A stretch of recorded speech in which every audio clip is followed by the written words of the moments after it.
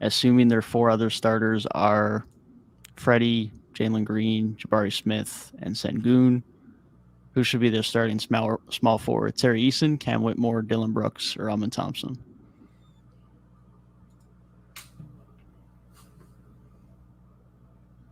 Who do I think it's going to be, or who should it be? Who should it be? Give me your pick if you're picking the starting small forward. Give me the Thompson twin if I was picking. It's probably going to be Dylan Brooks, but I would take the Thompson twin personally. Yeah, Let your, I'm really. let your I mean, rookies let your rookies play, man. I'm right there with you. I really like Whitmore, but I mean, just with the amount of players they got up there, like he's probably not going to get that spot. Tari Eason, same thing, probably just not going to get that spot. Amon, you should probably have the most stock in as a future prospect because he was the highest pick. So if it wasn't going to be Dylan Brooks, then it would be him.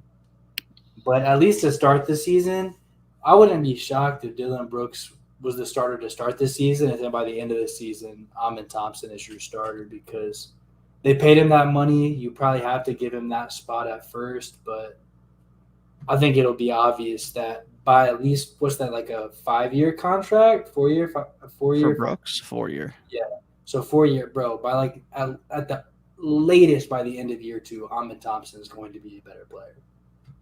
Yeah, that'll be the interesting thing to see because Freddie can be gone after 2 years. So, did they let Amon slide into Brooks' spot early, or do they just make Amon sit on the bench until Freddie's gone? We'll see how that turns out. Because it'd be hard to imagine Brooks doesn't start, given they did just give him a bag and he did have a good World Cup. So at least he's coming in with some amount of positivity on a court compared to how he ended last year. But I mean, if Amon starts playing well, like you guys say, I mean, they drafted him so high. He's obviously got a lot of upside. You're only going to let him sit on the bench for so long. So, but at the same time, like, are you trading Brooks with 3 years left in his deal? I mean, someone might take him if he plays well enough this year, but that's not a given. And you're evidently not trading Freddie, most likely. So, we'll see how that one pans out. Let's see who gets traded first between Dylan Brooks and Jeremy Grant. I can't. It's got to be Brooks. Got to be. Such horrid contracts. Brooks, once he's a year or two into that deal, is actually going to be pretty lucrative. Once there's 2 years left, like 2 years, it's a declining deal as well. So he's maybe make 19 and 18 or 18 and 17 those last 2 years. That's actually not going to be a bad deal at all. They just have so much good young talent. Like, just not getting that opportunity is. Yeah, I'd much rather Terry Eason be starting, even if Amon Thompson didn't exist and they just didn't sign Brooks. Like, he had a really good year last year. Also was very available, which is nice to see and rare to see from a rookie these days. You know, I really think if the Rockets didn't offer Dylan Brooks $20 million a year, somebody would have signed him, but not for near that price. And it's not because I don't think Dylan Brooks is a quality basketball player.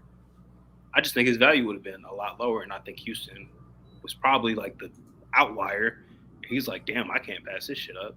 I gotta sign this. So yeah, someone probably would have given him a mid-level, but he probably wouldn't have got more than that. That probably would have been the most. But yeah, Garrett is on the hill that Freddie is going to get traded. I don't know who the heck's going to trade for him, but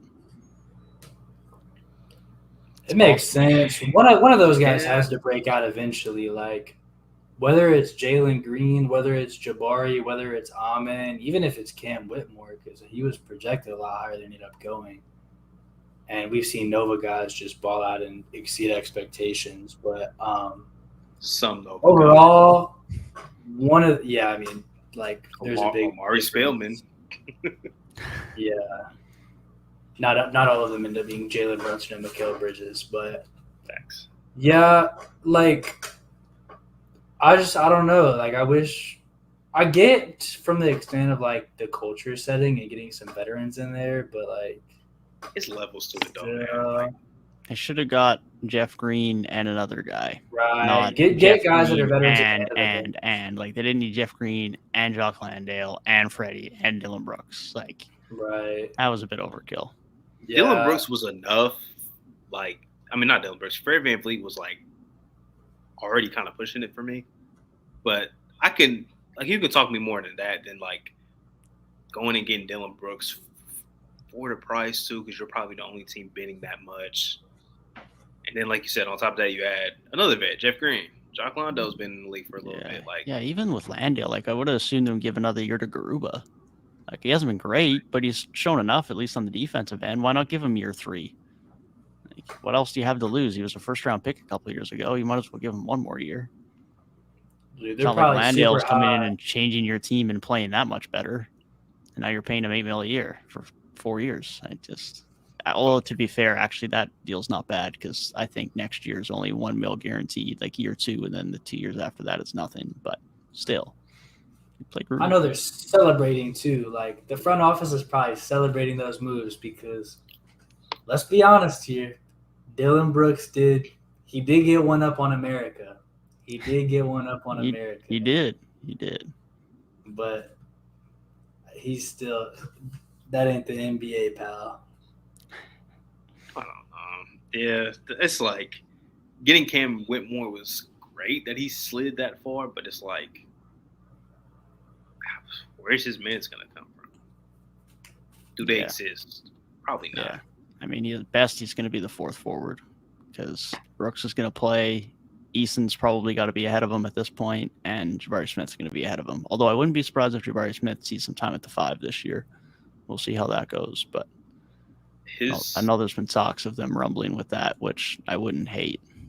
Jabari's summer was very promising. Like, very. That's what you want to see from like year 2 guys that are playing summer league. Like year 1 was rough, but they go into year 2. Like that's how Brandon Ingram was. Like he looked dominant, even though he only played like 3 quarters because I think he rolled his ankle like his first summer league game. But like he looked dominant. You know, you want that's what I like to see, man. Jabari Smith looked like the best player on the court every time he stepped on it in summer league.